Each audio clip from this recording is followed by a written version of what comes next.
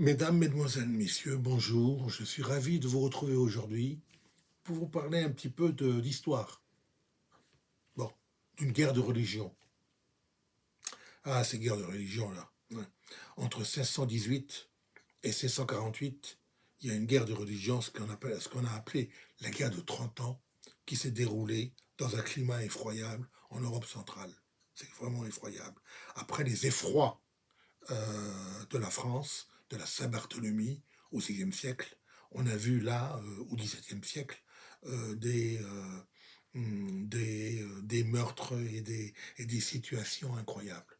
Mais avant de vous parler de cette guerre de 30 ans, 1618 donc 1648, il faut que je vous situe la guerre de 30 ans dans son ensemble. Il faut que je vous situe dans la hiérarchie des empereurs du Saint-Empire romain germanique et des rois d'Espagne.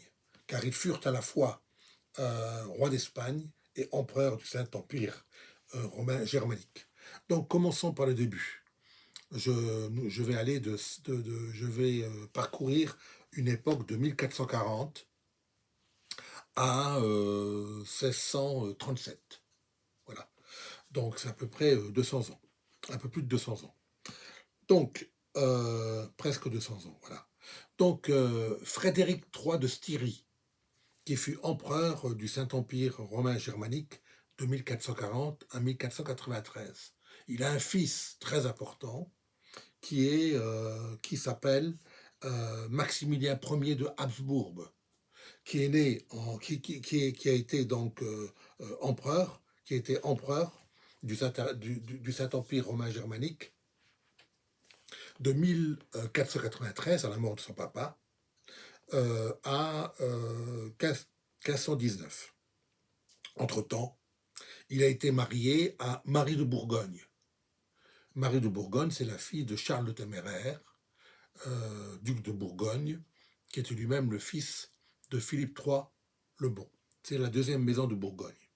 Donc, Maximilien Ier de Habsbourg et Marie de Bourgogne ont un fils qui s'appelle Philippe le Beau, qui est marié bien sûr, à Jeanne la Folle. Alors, qui est Jeanne la Folle?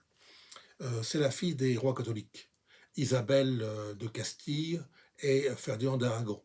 Et c'est la sœur de Catherine d'Aragon. Catherine d'Aragon, première épouse du prince de Galles, Arthur, donc fils premier de Henri VII Tudor, 1485 1509. Donc ce pauvre Arthur malheureusement mourut avant d'être roi. Hein, il mourut, je pense, il me semble, en 1502.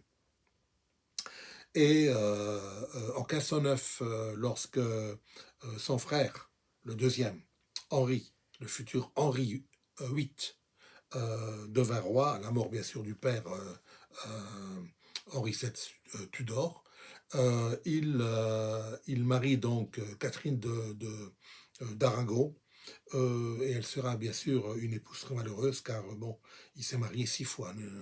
Il s'est marié 6 fois, il a fait liquider, il a fait, il leur a fait couper la tête à deux de ses épouses, ce qui est bon, ce qui est assez bizarre. Mais bon, ce fut un roi d'Angleterre euh, assez énergique. Il aimait beaucoup les femmes. Voilà, c'est ça. Il aimait beaucoup les femmes. Donc, euh, hum, Philippe le Beau et Jeanne la Folle ont des enfants, mais surtout deux fils. Un fameux Charles Quint, qui fut donc empereur, à la fois empereur du Saint-Empire romain germanique de 1519 à la mort de Maximilien Ier, et euh, qui fut donc empereur de 1519 à 1556. Il est mort en 1558, donc il s'est retiré pendant 2 ans dans un couvent. C'est qu'il avait vraiment des choses à se reprocher. Il s'est retiré dans un couvent et donc, bon, vous verrez, son frère a repris le flambeau, mais lorsque Charles Quint est mort. Et il était également roi d'Espagne entre 1519 et 1556. Alors pour les rois d'Espagne, citons Philippe II, son fils, Philippe II, hein, 1556, il n'a pas entendu la mort de son père, il est devenu tout de suite roi d'Espagne, 1556, 1598. Philippe III, 1598, 1621. Philippe IV, 1621, 1640. Puis ensuite Charles II, Philippe V, etc., etc. Mais revenons, pour situer la guerre de 30 ans, il faut la situer chez les empereurs. Donc revenons à la lignée, à la hiérarchie des empereurs. Donc le premier, l'empereur, c'est Charles Quint, hein, Charles Quint qui est empereur du Saint-Empire romain germanique de 1519 à 1556. Donc son frère Ferdinand, qui va devenir Ferdinand Ier de Styrie ou Ferdinand Ier de Habsbourg, devient empereur en 1558 jusqu'en 1564. Ensuite, c'est Maximilien II qui devient empereur de 1564 à 1576. Ensuite, c'est Rodolphe II, le grand Rodolphe II, qui a accueilli à sa cour de très très grands noms, dont John Dee et beaucoup d'autres occultistes. Il est très très intéressé par l'occulte, beaucoup, beaucoup, énormément. Et il s'intéressait beaucoup à l'alchimie et beaucoup à la Kabbale. Il a donc à la mort de Rodolphe II en 1612, c'est son frère Mathias qui devient empereur de 1612 à 1619. Ensuite, c'est le fameux Ferdinand II de Styrie, qui est le petit-fils de Ferdinand Ier et qui est le neveu de Maximilien II. Alors, en 1618, que se passe-t-il? Alors là, maintenant, j'ai terminé avec les hiérarchies des empereurs et des rois d'Espagne. Alors, que se passe-t-il en 1618? En 1618, le pauvre, oh ben, il n'était pas si bon que ça, hein, Mathias. Il était assez... il était contre l'art, il était contre l'occulte, il n'aimait pas l'alchimie, tout ça, il avait horreur de tout ça. Et donc il envoie, malgré tout, il était catholique, hein, ils sont catholiques. Donc il envoie à Prague, chez les protestants, il envoie deux lieutenants catholiques. Et que trouve-t-il à faire ces fameux euh, Tchèques de Bohême, de Prague? Ah ben il les défenestre. C'est-à-dire qu'ils prennent les deux pauvres gaillards de Mathias et les balancent par la fenêtre, balancent par le perron. Et ils se retrouvent en bas avec leur cervelle éclatée, bien sûr. Alors le roi Mathias ne réagit pas, car il décède l'année d'après en 1619. Mais en 1619, les Tchèques n'acceptent pas la décision que Ferdinand II devienne empereur. Ferdinand II de Styrie devienne empereur.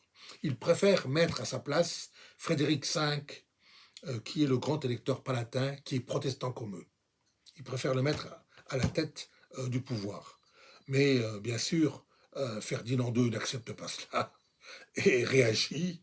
Lui, il réagit avec force et vigueur, et il envoie le général Tilly, T-I-2-L-Y, général Tilly, qui est un wallon, un général wallon, à la tête des troupes bavaroises, euh,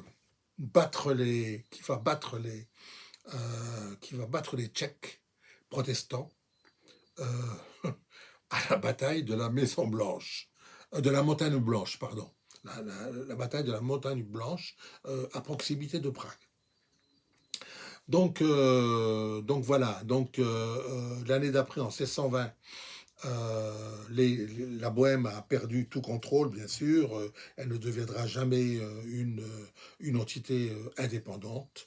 Et euh, la guerre commence donc en 1618. Mais en 1620, donc Ferdinand II de Styrie va permettre euh, les, euh, les assassinats, les meurtres, les tortures, les viols, etc., sans aucun problème. Mais au-delà de tout ça, la guerre, elle a fait un nombre incalculable de morts.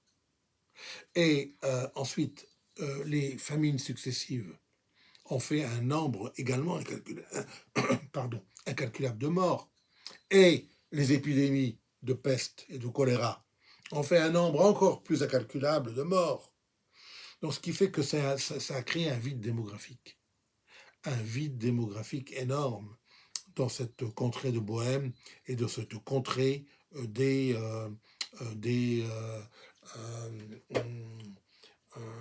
des provinces protestantes d'Allemagne.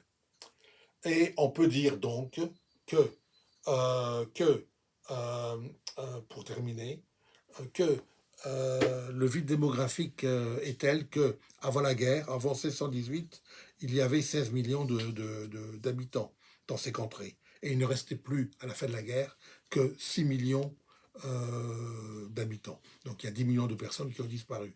Mais alors, vous, vous narrez les atrocités qu'il y a eu, les horreurs entre catholiques et protestants, les catholiques surtout qui ont induit tout cela, qui ont infligé tout ça aux pauvres protestants, ça serait rentrer dans l'innommable. Dans l'innommable. Donc je préfère m'arrêter là.